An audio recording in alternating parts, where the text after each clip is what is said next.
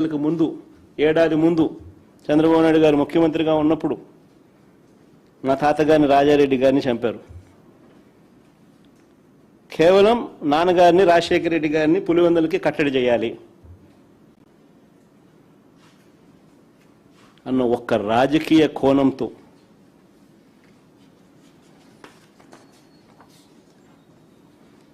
ఆ కేసులో దోషులను బరితెగించి హైదరాబాద్ తెలుగుదేశం పార్టీ సెంట్రల్ ఆఫీస్లో ఎన్టీఆర్ ట్రస్ట్ భవన్లో పెట్టి అధికార దుర్వినియోగం చేసి వాళ్ళని రక్షించినారు, జైలుకు కూడా పంపకుండా.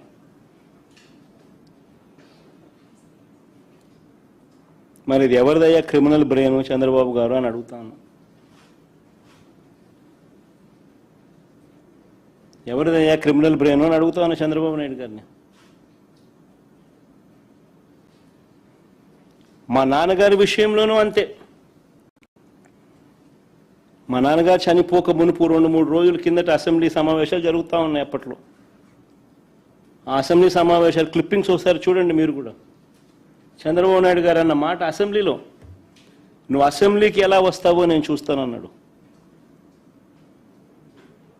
చంద్రబాబు నాయుడు గారు అన్న ఈ మాట తర్వాత 2-3 రోజులకి నాన్నగారు చనిపోయారు. Helicopter accident.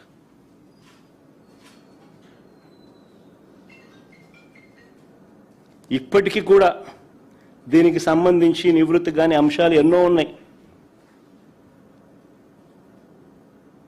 ఎవరిదయ్యా Chandrababu criminal brain అని అడుగుతా ఉన్నా.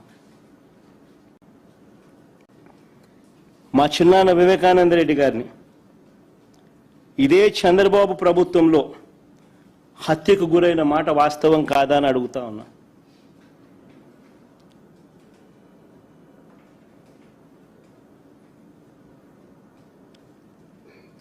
వైసీపీ పార్టీ కోసం, అవినాష్ రెడ్డి కోసం తాను క్యాంపెయిన్ చేస్తూ ఉన్నాడు. జమ్మన్మడుకు పోయి క్యాంపెయిన్ చేసి వచ్చినాడు.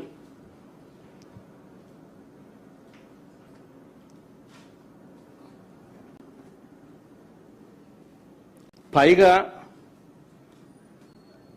తానే వివేకం చిన్నానని హత్య చేశానంటూ సాక్షాత్తు టీవీలో లైవ్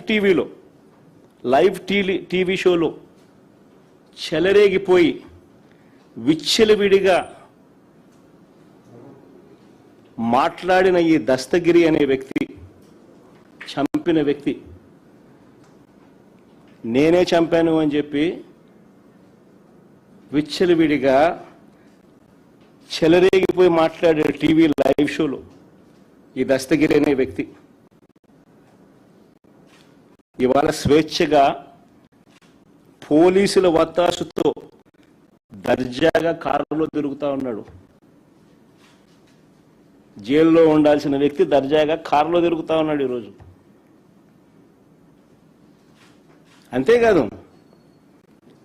అంతేకాదు పైగా చంద్రబాబు లాయరు సిద్ధార్థ లూత్రా, దస్తగిరి లాయరు కూడా సిద్ధార్థ లూత్రా.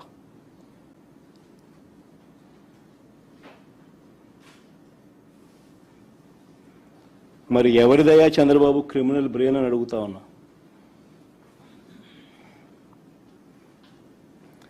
రాజకీయ లబ్ధి కోసం ప్రలోభాలతో హంతకులను రక్షించడం, నిర్దోషులను హింసించడం ఈ కేసులో జరుగుతూ ఉంది. ఇదేగా చంద్రబాబు అని అడుగుతా ఉన్నా. ఇంకొక ఉదాహరణ, చంద్రబాబు గారి బావమరిది వియ్యంకుడు బాలకృష్ణ గన్ పట్టుకొని టపా అని ఇద్దరిని కాల్చి పడేయలేదా అని అడుగుతా ఉన్నా. టపా అని గన్ను పట్టుకొని కాల్చి పడేయలేదా అని అడుగుతా ఉన్నా. ఇదే పెద్ద మనిషి బాలకృష్ణ, చంద్రబాబు నాయుడు గారి వియ్యంకుడు, టపా అని ఇద్దరిని లేపేయలేదని అడుగుతా ఉన్నా.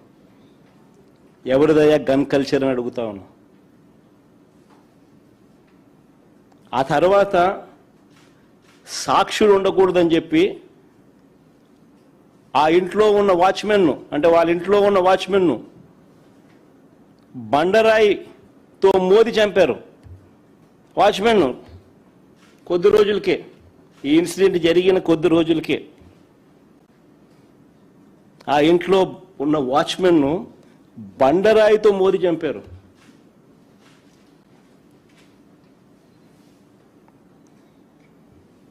ఇంకొక ఇన్సిడెంట్, పాపం ఎన్టీఆర్ గారు అబ్బాయి హరికృష్ణ గారు యాక్సిడెంట్లో ఆయన చనిపోతే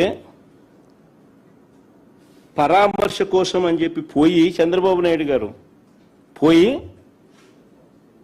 కేటీఆర్తో పొత్తులపై చంద్రబాబు మాట్లాడారు శవాన్ని పెట్టుకొని.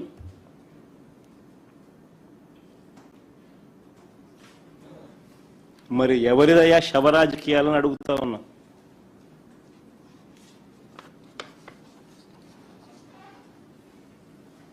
అంతేకాదు, సొంత కూతుర్నిచ్చి రాజకీయ జీవితాన్ని ఇచ్చిన సొంత మామ, తండ్రితో సమానమైన ఎన్టీఆర్ గారిని వెన్నుపోటు పొడిచి సీఎం కుర్చీని, ఆయన పార్టీని, ఆయన గుర్తును లాక్కుని ఆయన చనిపోయేట్టుగా చేసింది ఎవరయ్యా చంద్రబాబు అని అడుగుతా ఉన్నా. ఎవరివయ్యా కుట్ర రాజకీయాలు అని అడుగుతా ఉన్నా.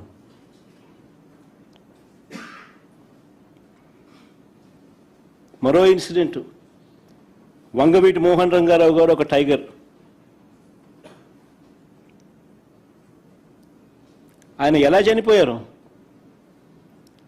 పేదలకు ఇళ్ల పట్టాలు ఇవ్వాలని విజయవాడలో నిరాహార దీక్ష చేస్తూ ఉంటే అర్ధరాత్రి చంద్రబాబు నాయుడు గారి గవర్నమెంట్, తెలుగుదేశం పార్టీ అధికారంలో ఉంది, అర్ధరాత్రి నరికి చంపారు. ఈ ఘటనలో వేళ్ళన్నీ కూడా చంద్రబాబు గారి వైపే చూపిస్తాయి. హరిరామ జోగయ్య గారు అప్పట్లో తెలుగుదేశం పార్టీ మంత్రి, చంద్రబాబు నాయుడు గారి సహచరుడు, అప్పట్లో తెలుగుదేశం పార్టీలో మంత్రి. ఆయన ఏకంగా పుస్తకం రాశాడు ఏ రకంగా ఇన్సిడెంట్ జరిగింది, చంద్రబాబు నాయుడు గారి పాత్ర ఎంత బలంగా ఉంది అని చెప్తూ. ఆ వంగవీటి మోహన్ రంగారావు గారి హత్య కేసులో ఒక ప్రధాన నిందితుడు వెలగపూడి రామకృష్ణబాబు ఇప్పుడు తెలుగుదేశం పార్టీ ఎమ్మెల్యే.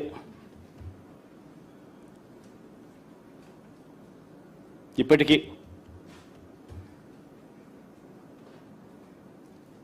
ఇంకా ముందుకు పోదాం. హత్య రాజకీయాలు ఎవరియో, కుట్ర రాజకీయాలు ఎవరియో, శవ రాజకీయాలు ఎవరియో, ఇవన్నీ కూడా ప్రజలందరికీ కూడా తేటతెల్లమవుతా ఉన్నాయి. ఎన్టీఆర్ గారి మీద దాడి చేసిన కేసులో మల్లెల బాబ్జీ అనే వ్యక్తిని పోలీసులు అరెస్ట్ చేశారు. కొన్నాళ్ళ తర్వాత అతను ఒక లాడ్జీలో డెడ్ బాడీగా మారారు. డెడ్ బాడీగా మారిన ఆయన తన జోబీలో ఒక లెటర్ దొరికింది పోలీసులకు. ఆ లెటర్ సారాంశం ఏమిటంటే తనకు 3 లక్షలు ఇస్తానని చెప్పి చివరికి 30,000 ఇచ్చారని దాని సారాంశం. అసలు ఎన్టీఆర్ మీద దాడి కోసమే డబ్బులు ఇచ్చారా, అది నిజమైతే ఇచ్చింది ఎవరు అన్నదానిపై దర్యాప్తు లేదు.